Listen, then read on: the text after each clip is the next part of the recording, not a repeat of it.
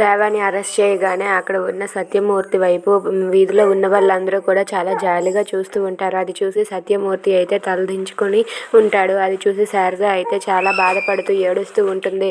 ఇంతలో సత్యమూర్తి ఇలా అంటూ ఉంటాడు, నేను వాడిని ఇంట్లోనికి రానివ్వద్దు అన్నాను. అయినా సరే సరదాగా ఉంటారు వాళ్ళందరూ కూడా, మన కుటుంబం అని చెప్పి నువ్వు వాడిని లోపలికి రానిచ్చావు. వాడు లోపలికి వచ్చాక నా పరువును నిలబెట్టాడా? ఇప్పుడు వీధిలో అందరూ కూడా నా వైపు జాలిగా చూస్తుంటే నాకు ఇక్కడ గుండె తరుక్కుపోతుంది అని చెప్పి సత్యమూర్తి అంటూ చాలా బాధపడుతూ ఉంటాడు. అది చూసి మిథున వాళ్ళైతే చాలా బాధపడతారు.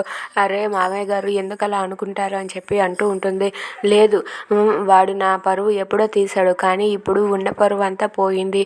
వీధిలో వాళ్ళందరూ కూడా నా వైపు అలా జాలిగా చూస్తుంటే నేను అస్సలు తట్టుకోలేకపోతున్నాను.